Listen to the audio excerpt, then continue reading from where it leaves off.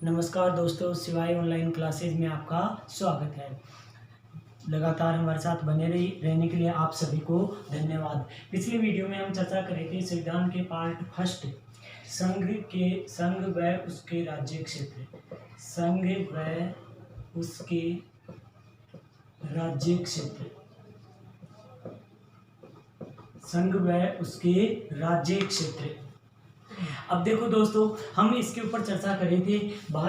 भारतीय जो संघ है वो एक संघीय व्यवस्था की बात करते हैं कि सौदेबाजी वाला नहीं है, यानी कि ये किसी भी तरह के दबाव में आकर के किया गया एक संघ नहीं है। हमारे यहाँ पर राज्यों की सहमति है, वो संघ से अलग नहीं हो सकते, संघ से अलग नहीं हो सकते हैं। इसीलिए ये एक मजबूत संघात्मक व्यवस्था को स्थापित करते हैं जो राज्य केंद्र के प्रति उत्तरदायी होते हैं। ठीक है, इसके बाद बात करें थे अपन, देखो कैसे होते हैं उत्तरदायी, क्योंकि नए राज्य का निर्माण या किसी भूभाग को भारतीय संघ में शामिल करना, कल भी चर्चा कर रहे थे। आर्टिकल 2 अनुच्छेद 2 के अनुसार किसी भी भूभाग को भारतीय संघ में शामिल करना, उसको अपन कह रहे थे। जैसे मैंने आपको उदाहरण में बताया था, 1961 में गोवा, पुडुचेरी, दादरा नगर हवेली जैसे क्षेत्र, 1976 में सिक्किम को भारतीय संघ में मिलाया गया। तो ये किस अनुच्छेद के तहत मिलाया गया था? आर्टिकल 2। आर्टिकल 3 की बात कर रहे थे अपन। आर्टिकल 3 का मतलब है किसी भी राज्य का नाम परिवर्तन, नए राज्य का निर्माण, सीमाओं में परिवर्तन, ये सब कार्य किसके द्वारा किए जाते हैं? अनुच्छेद 3 के अनुसार। और ये करता कौन है? देखो दोस्तों, इसके लिए भारत की संसद उत्तरदायी है। इसके लिए भारत की संसद उत्तरदायी है। कल भी किसी स्टूडेंट्स का कमेंट आया था दोस्तों कि सर केंद्र शासित प्रदेश 9 नहीं 8 हैं। उसकी बात भी सही है, लेकिन उसके ऊपर थोड़ा सा ध्यान देना दोस्तों, उनकी बात गलत नहीं है, क्योंकि जनवरी 2020 में दादरा नगर हवेली व दमन दीव को एक केंद्र शासित प्रदेश बनाया जा रहा है। ठीक है, लेकिन दोस्तों मैं बात कर रहा हूँ आपको कि जैसे अपन बात करें जम्मू कश्मीर पुनर्गठन अधिनियम, जम्मू कश्मीर पुनर्गठन अधिनियम, इस अधिनियम को देखो 5 अगस्त, 6 अगस्त और 7 अगस्त 2019, ये 3 डेट याद हैं जब 5 और 6 अगस्त को संसद के दोनों सदनों में पारित किया गया, 7 अगस्त को राष्ट्रपति द्वारा हस्ताक्षर कर दिए गए, यानी कि जम्मू कश्मीर का पुनर्गठन शुरू हो गया। नहीं दोस्तों, तारीख लागू कब हुआ था? 31 अक्टूबर 2019 से ये अधिनियम प्रभावी हुआ था। तो यहाँ पर दोस्तों अपन अधिनियम अभी प्रभावी नहीं हुआ है, अधिनियम अभी प्रभावी नहीं हुआ है। प्रभावी होते ही 8, जाहिर सी बात है 8 होंगे। तो आप चाहो तो 8 पढ़ सकते हो, या अभी तक ये अधिनियम कौन सा, दमन दीव दादरा व नगर हवेली वाला अधिनियम अभी प्रभावी नहीं हुआ है। तो इसीलिए मैं कल आपको 9 बोल रहा था। हाँ, जाहिर सी बात है, आपकी बात बिल्कुल सही है, भविष्य में 8 होंगे। भाई जब अधिनियम ही संसद में आ चुका है, पारित हो गया, उसका प्रभावी होना ही बाकी है, तो 8 ही होंगे, 8 ही होंगे।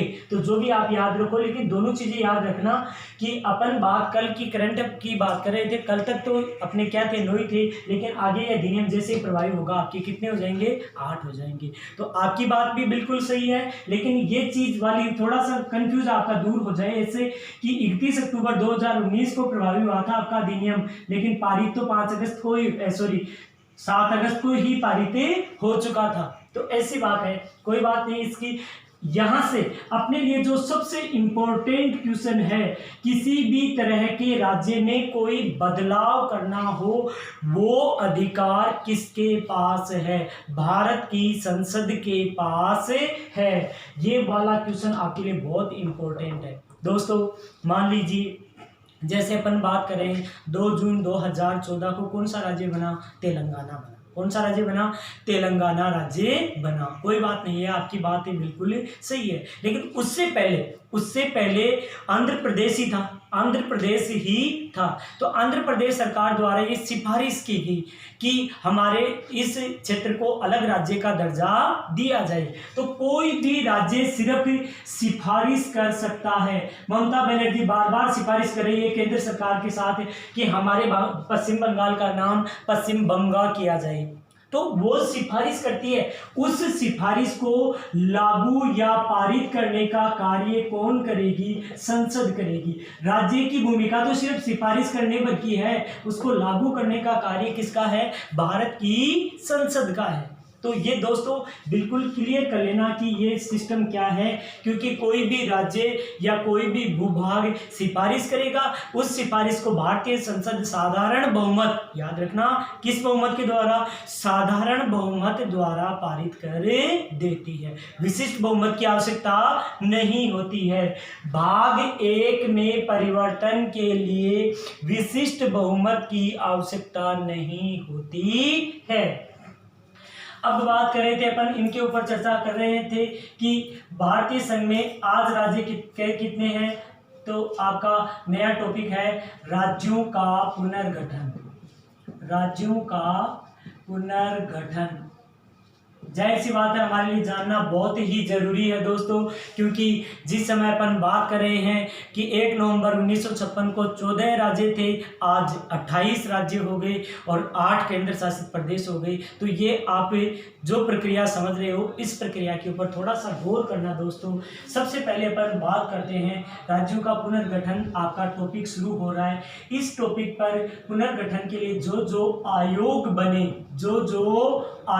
बने उन आयोगों के ऊपर आप चर्चा जरूर करना। सबसे पहले अपन आयोग की बात करते हैं, एस.के.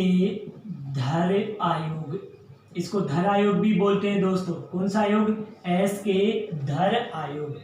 1948 नवंबर 1948 भारत के संविधान सभा के स्थायी अध्यक्ष डॉक्टर राजेंद्र प्रसाद शर्मा ने न्यायमूर्ति एस.के. धर की अध्यक्षता में राज्यों के पुनर्गठन के लिए एक आयोग गठित किया गया। क्योंकि दोस्तों 1947 की बात करें तो हमारे देश में बहुत सारी देशी रियासतें थी, राज्य अलग अलग श्रेणियों में बटे हुए थे। अरे स्वतंत्रता से लेकर यानी कि 1947 से लेकर 1956 तक हमारे जो भी भूभाग था वो 4 श्रेणियों में विभाजित थे। कितने श्रेणियों में विभाजित थे? 4 श्रेणियों में विभाजित थे। श्रेणी ए वाले राज्य जो बड़े ब्रिटिश प्रांत थे, श्रेणी बी वाले राज्य जो छोटे ब्रिटिश प्रांत थे, श्रेणी सी वाले राज्य देशी रियासतें। देखो छोटी देशी रियासतें यहाँ पर थी, बड़ी देशी रियासतें यहाँ पर थी।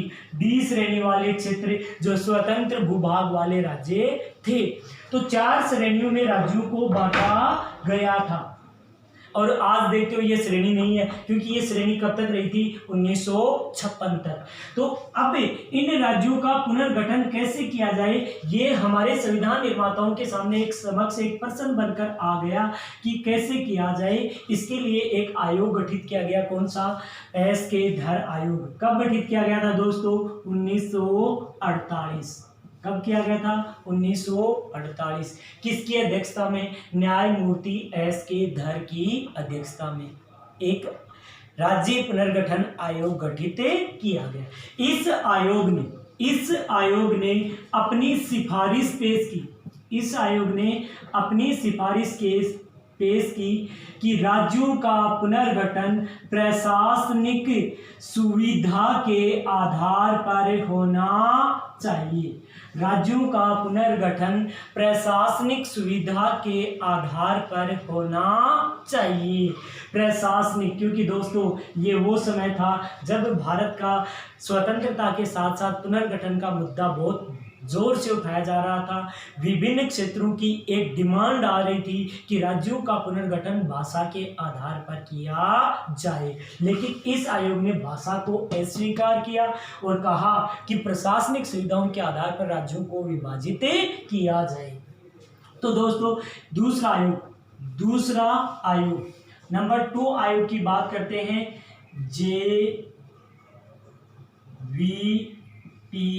आयोग, जेवीपी आयोग। ये कब गठित किया गया? 1949।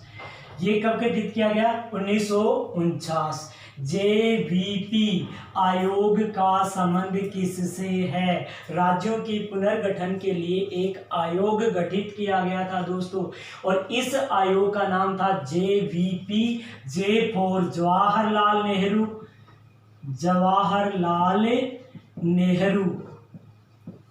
वी फॉर सरदार वल्लभ भाई पटेल, सरदार वल्लभ भाई पटेल। और पी फॉर पटाभी सितार मैया, पी फॉर पटाभी सितार मैया।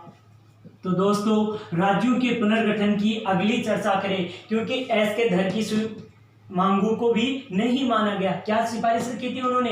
कि राज्यों का पुनर्गठन प्रशासनिक सुविधा के आधार पर किया जाए। तो प्रशासनिक सुविधा के आधार पर अपन करेंगे, लेकिन केंद्र ने इसकी सिफारिशें नहीं मानी। फिर दूसरा आयोग आया कि जेवीपी, क्योंकि कारण क्या था? एक ही बात याद रखना, इस समय भारत में भाषा के आधार पर राज्यों के पुनर्गठन की मांग जोरदार तरीके से उठाई जा रही थी। तो इस आयोग ने भी भाषा के आधार पर राज्यों के पुनर्गठन की मांग को अस्वीकार कर दिया। दोस्तों इनकी सिफारिश से थोड़ी थोड़ी याद रखना, इनका गठन कब हुआ था ये भी याद रखना।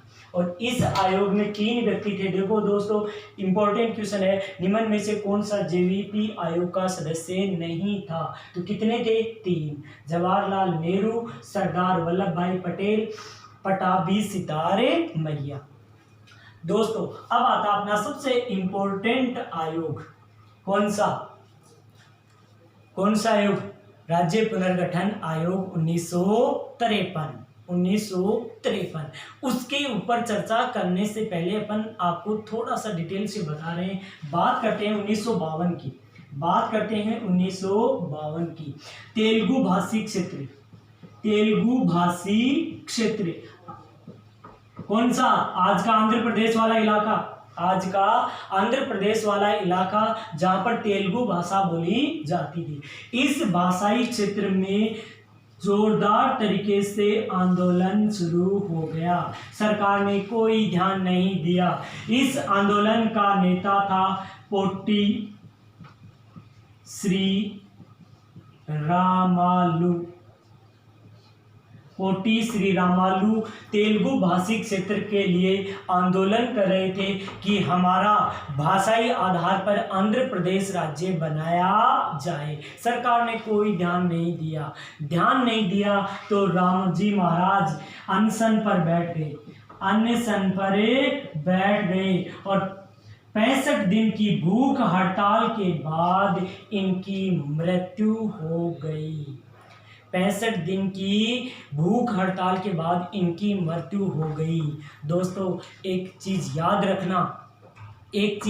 रखना कि क्या कि दक्षिण भारत में एक तो राजनेता और एक अभिनेता, इनके प्रति जनता का इतना गहरा प्यार होता है। जैसे आप उदाहरण देखते हो आराम से, जयललिता मरी थी, कितने लोगों ने सुसाइड करने का प्रयास किया था, बहुत सारे लोगों ने अपने आप को यातनाएं दी थी।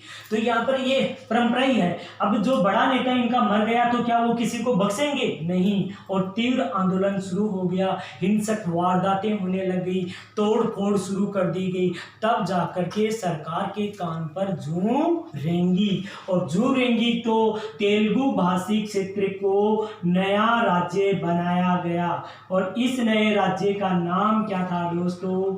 आंध्र प्रदेश। क्या नाम था? आंध्र प्रदेश। भाषा के आधार पर गठित 17 अक्टूबर 1952 को भाषा के आधार पर बना नया राज्य कौन सा था? आंध्र प्रदेश पहला राज्य था भाषा के आधार पर गठित। तो भाषाई आधार पर गठित पहला राज्य कौन सा था दोस्तों? आंध्र प्रदेश। और इसकी स्थापना कब की गई थी? 17 अक्टूबर 1952 को। कब की गई थी दोस्तों? 17 अक्टूबर 1952 को। तो दोस्तों आप इन दोनों आयोगों को थोड़ा सा डिटेल से ध्यान रखना। यहाँ वाला ये क्वेश्चन थोड़ा सा इंपॉर्टेंट है। कल भी अपन कंफ्यूज हो रहे थे, एक स्टूडेंट्स का कमेंट आया था कि सर 8 हैं लेकिन अभी प्रभावी नहीं हुआ। आप चाहे मान सकते हो, कोई बात नहीं, क्योंकि प्रभावी तो होना ही है। जब घोषणा ही हो चुकी है तो प्रभावी तो होना ही है। लेकिन इस चीज को समझ लेना कि जब तक कोई भी अधिनियम प्रभावी रूप से नहीं आता है उसको अपन मानते नहीं है। क्योंकि देखो दोस्तों 5 अगस्त 7 अगस्त को जम्मू कश्मीर पुनर्गठन अधिनियम पारित हो चुका था, लेकिन लागू कब हुआ था? 31 अक्टूबर 2019। अब अपन इस डेट को मानते, इन डेटों का कोई मतलब नहीं है, ये डेट अपने लिए इंपॉर्टेंट है। तो वैसे ही बात है, कोई बात नहीं है, जो भी बात है आप हमें वास्तव में अच्छी बात, मेरे को बहुत अच्छा लगा कि आप कम से कम कमेंट करके हमें बता तो रहे हो, जिससे चीज़ें क्या होती हैं, क्लियर होती हैं। अपने को इस प्रक्रिया का पता चलता है क्या, यदि आपका कमेंट नहीं आता तो ये चीज़ें अपने लिए जानना बहुत ज़रूरी है दोस्तों। ओके, इसका स्क्रीनशॉट ले लीजिए। आगे देखिए दोस्तों, अपन बात कर रहे थे राज्य पुनर्गठन आयोग। अगला आयोग कौन सा? तीसरे नंबर का राज्य पुनर्गठन आयोग 1953। राज्य पुनर्गठन आयोग 1953। इस आयोग के बारे में दोस्तों बार बार एग्जाम में क्वेश्चन, एक तो इसका अध्यक्ष इंपॉर्टेंट है, कितने सदस्यीय आयोग था, क्या सिफारिश दी थी, इनकी सिफारिशें सरकार ने मानी थी। अब तक 2 आयोग पढ़े, दोनों की सिफारिशें नहीं मानी। उसका परिणाम हमें किसके रूप में देखने को मिला? आंध्र प्रदेश के रूप में देखने को मिला। अब दोस्तों जैसे ही भाषा के आधार पर आंध्र प्रदेश बना दिया गया, देश के बाकी हिस्सों में भी भाषाई आधार पर राज्य बनाने की मांग जोरदार तरीके से उठाई जाने लगी। तत्कालीन सरकार, नेहरू सरकार ने इस मामले में संज्ञान लिया और केंद्र सरकार द्वारा आयोग गठित किया गया। कौन सा? राज्य पुनर्गठन आयोग 1953। सबसे बड़ी बात, अध्यक्ष कौन था? फैजल अली। कौन था दोस्तों? फैजल अली। अन्य सदस्य इसके HN कुंजरू, KM पणिक्कर। तो 2 अन्य सदस्य थे, अध्यक्ष कौन था? तो कितने सदस्यीय आयोग था? 3 सदस्यीय आयोग था। ओके दोस्तों, 3 सदस्यीय आयोग था। ठीक है, तो 3 सदस्यों में से अध्यक्ष कौन था इसका? फैजल अली। ये तो बहुत बार एग्जाम में आ चुका है कि राज्य पुनर्गठन आयोग 1953 के अध्यक्ष कौन थे? फैजल अली।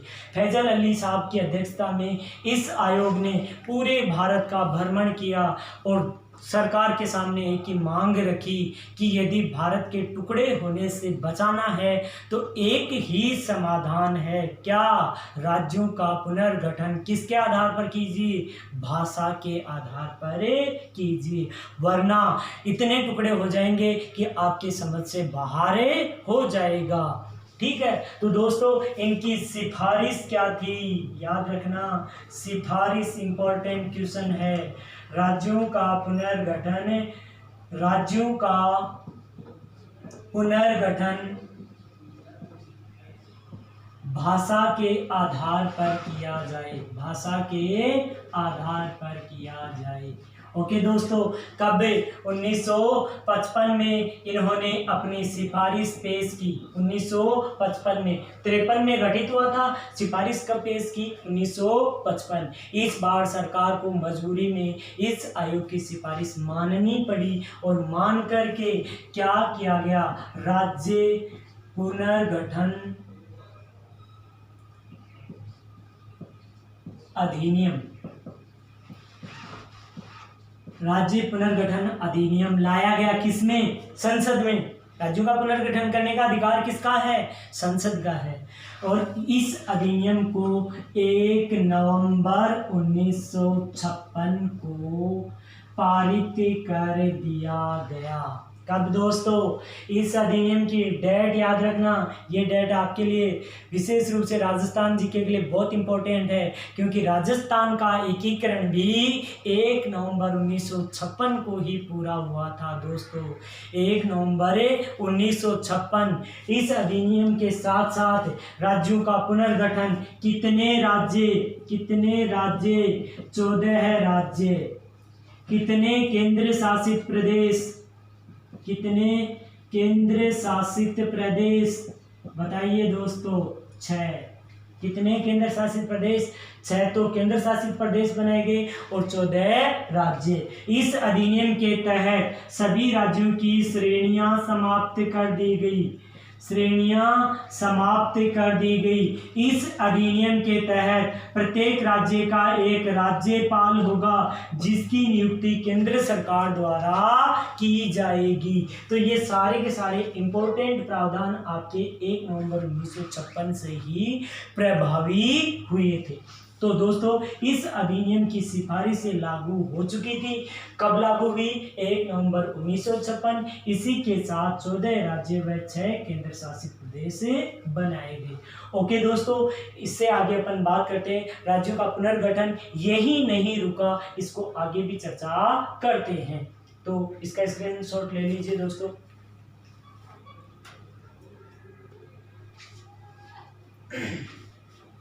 ओके दोस्तों, अब आगे अपन बात करेंगे राज्यों का पुनर्गठन, एकीकरण यही नहीं रुका, आगे भी जारी रहा। देखो 14 राज्यों की बात कर ली, लेकिन आज राज्य कितने हैं? 28। इन 14 से लेकर 28 तक जो भी राज्य बने, जो प्रावधान आए, वो बहुत ही इंपॉर्टेंट क्वेश्चन बनते हैं दोस्तों। मैं आपको कल पूरा वीडियो अगला वीडियो है कंप्लीट इसी टॉपिक पे चर्चा करेंगे कि कौन कौन सा राज्य कब बना, किसको कब शामिल किया गया, कब तक कौन सा राज्य केंद्र शासित प्रदेश था, किसको राज्य का दर्जा दिया गया, कितने नंबर के राज्य। क्योंकि देखो दोस्तों डायरेक्ट एग्जाम में क्वेश्चन आते हैं, सिक्किम को भारतीय संघ में कब मिलाया गया, गोवा को पूर्ण राज्य का दर्जा कब दिया गया, दिल्ली को केंद्र शासित प्रदेश NCR कब बनाया गया। तो ये जो इम्पोर्टेंस प्रावधान है, इनके ऊपर तो अपन पूरे वीडियो में चर्चा करेंगे, लेकिन इसके साथ साथ ये इस टॉपिक में आपको जो याद करने वाले क्वेश्चन है ना, एक तो आयोग और एक अंतिम आयोग और इसकी सिफारिश और इसको लागू होना। ओके दोस्तों, इसी के साथ हम अपना वीडियो समाप्त करते हैं। दोस्तों आप सभी की हार्दिक इच्छाओं को ध्यान में रखते हुए हमने लगातार आपके सामने अलग अलग तरह की कक्षाएं पेश की हैं। किसी भी तरह का और भी कोई सुझाव आप हमें कमेंट बॉक्स में लिखकर ज़रूर बताएं, जिससे हम आपके लिए बहुत अच्छे टॉपिक्स तैयार करके आपके सामने प्रस्तुत कर सकें। ओके दोस्तों, बेस्ट ऑफ लक।